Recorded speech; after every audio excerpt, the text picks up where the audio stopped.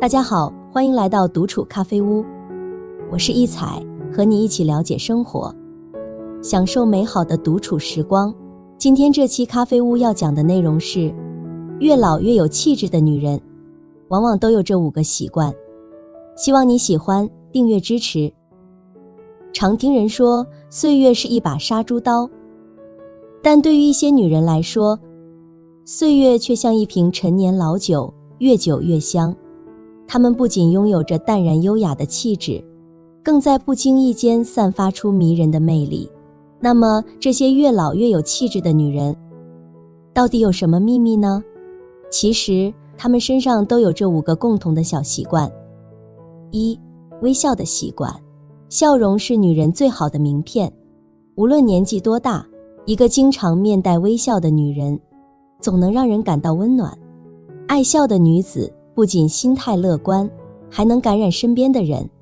每天早晨对着镜子笑一笑，仿佛整个世界都变得美好起来。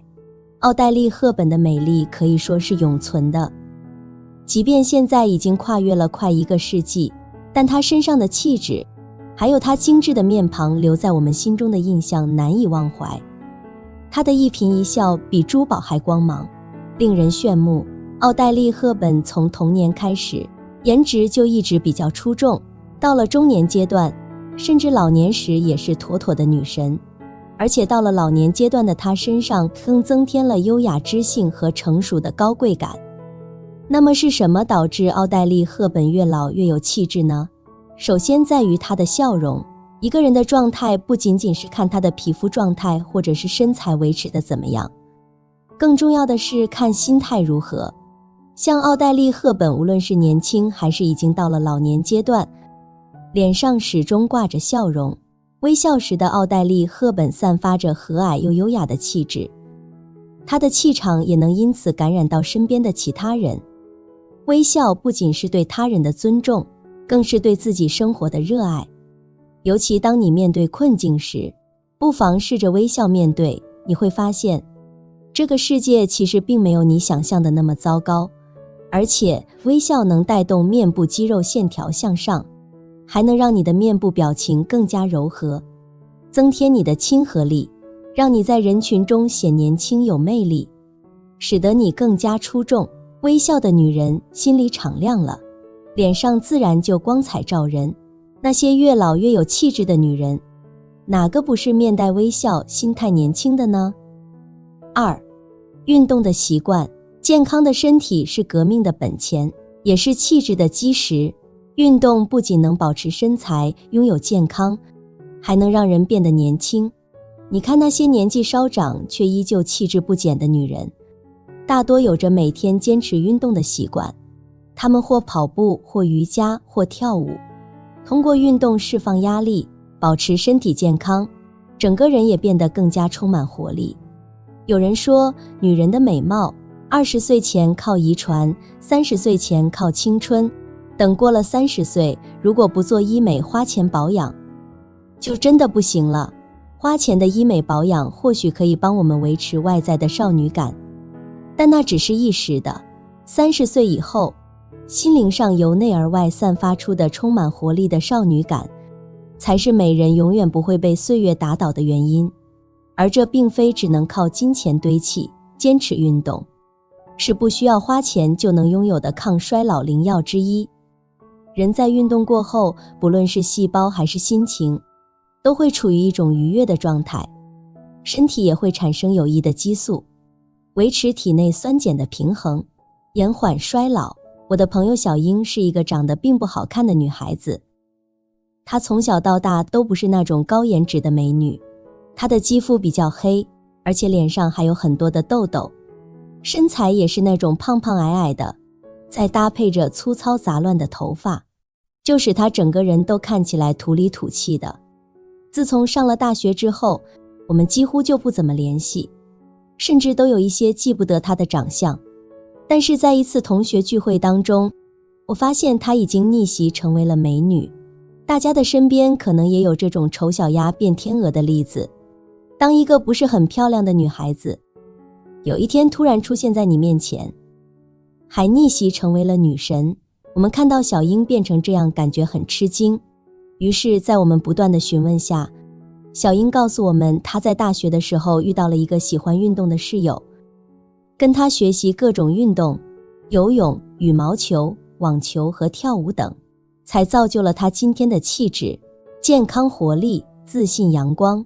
运动使她整个人变瘦了，气质形象提升了，改善她的肥胖问题，塑造了她挺拔的身姿。而经常不运动的女性则会看起来精神不济，更加显老。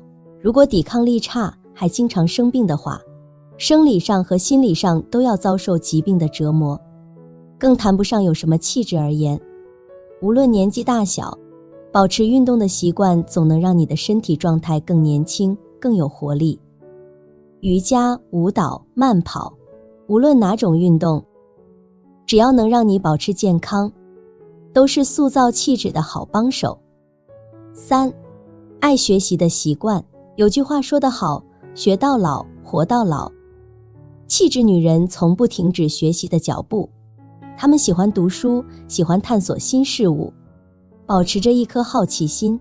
无论是阅读一本新书，还是学习一种新技能，她们总能从中找到乐趣。这样不仅丰富了自己的内在，也让他们的谈吐更加迷人。读书不仅能增长知识，更能培养一个人的气质。杨绛说过，读书好比串门，隐身的串门，要参见钦佩的老师或拜谒有名的学者，不必事先打招呼求见，也不怕搅扰主人。翻开书面就闯进大门，翻过几页就登堂入室，而且可以经常去，时刻去。如果不得要领，还可以不辞而别，或者另请高明，和他对峙。这无疑是对读书是一种遇见最生动的诠释。而一个会串门、常遇见的读书人，更让读书是为了遇见更好的自己成为可能。我认识一个阿姨，很喜欢研究诗词歌赋，屋子里也是书卷气息特别浓郁。她的穿着打扮看似朴素，但细节处有说不出的雅致与精美。她没有刻意化妆成很年轻的样子，淡扫蛾眉，轻点朱唇，搭配上精巧的首饰，仍然给人以美的享受。虽脸上留下许多岁月的痕迹，但仿佛一切都恰到好处，让人觉得她一点也不苍老，而是让她的美更富有底蕴。与她交谈更是如沐春风，常有听君一席话，胜读10年书的感觉。好学者的美源自于灵魂深处。一个不断学习的女人，保持了年轻的心态和思维的活跃，对这世间万物看得更加通透。聊天的时候会让人有酣畅淋漓的感觉。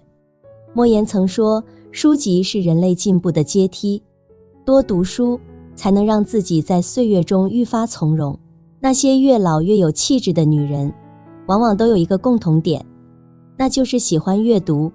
她们在书海中汲取智慧，不断丰富自己的内心世界，从而外化为一种从容与优雅。4. 规律作息的习惯。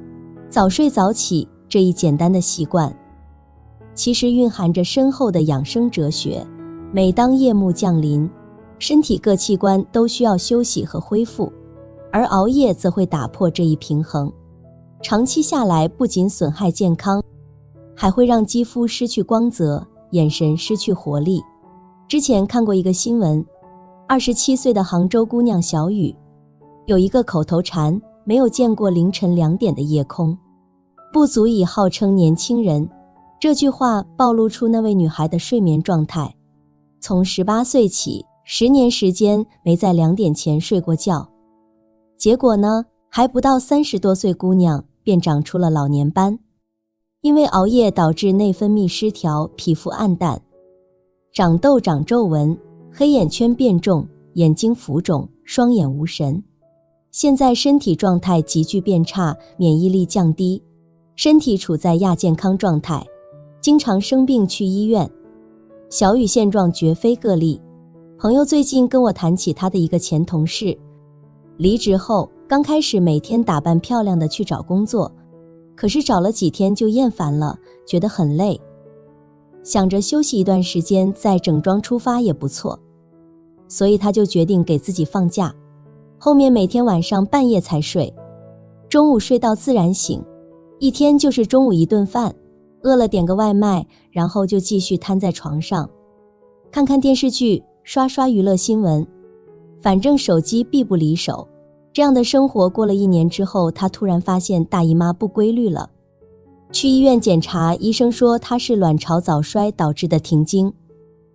饮食极其不规律，导致他营养摄入严重不足，身体长期处于兴奋状态，晚睡晚起，导致其雌激素、孕激素、雄激素等分泌都乱了套。久而久之，卵巢早衰了，继而就停了经。这个还可能造成不孕不育，可是卵巢早衰一般都是40岁以后的人才会得的病，她才26岁啊。相反，那些坚持早睡早起的女性，她们的面容总是红润有光泽，眼神也更为明亮。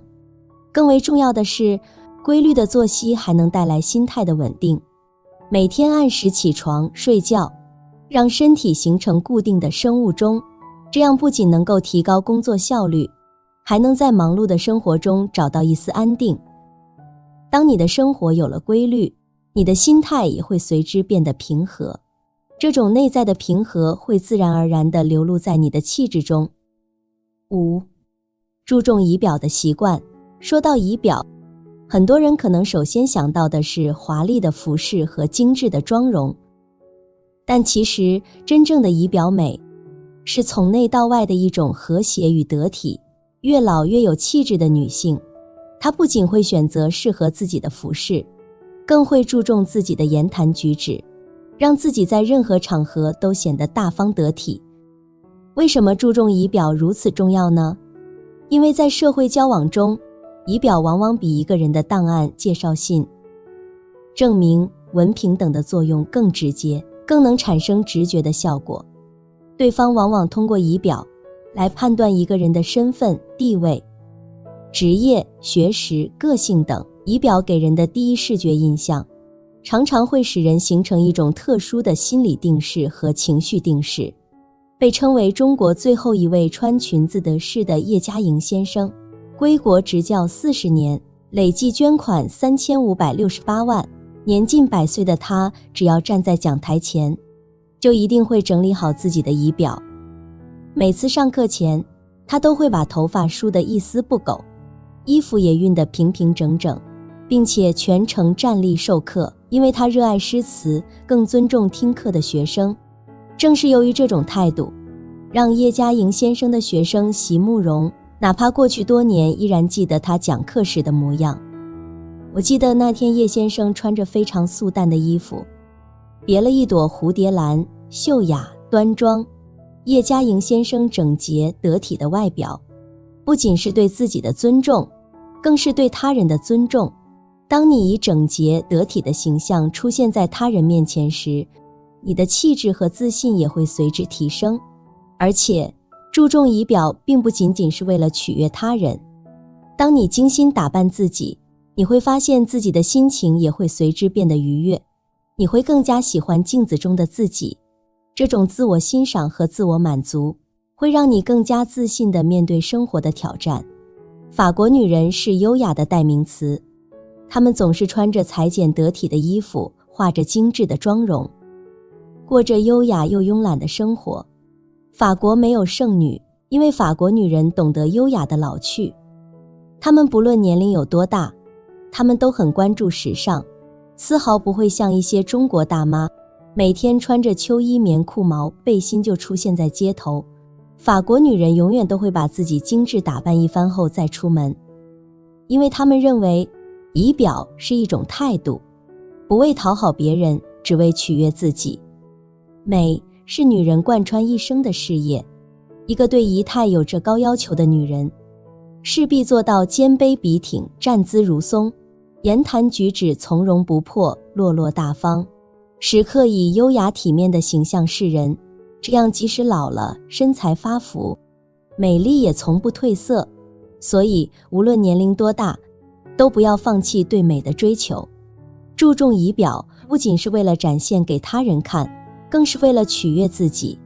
当你内外兼修，你的气质和魅力也会随之提升。越老越有气质的女人并不是天生的，而是通过后天的努力和坚持得来的。只要你愿意付出努力和时间来培养这5个好习惯，相信你也会成为那个令人羡慕的气质女人。这个世界上没有丑女人，只有懒女人。如果你肯花心思去打扮自己，提升自己，修炼自己的内心和仪态，相信你也会越变越美丽，越变越有气质。所以呀，不要再羡慕别人了，赶快行动起来吧。好了，这期咖啡屋到此就分享完了。如果内容对你有所帮助，或者看后有所醒悟，麻烦你订阅和分享给身边的朋友。欢迎留言和投稿，在咖啡屋与我们一起学习别人的最好，遇见更好的自己。我们下期节目见。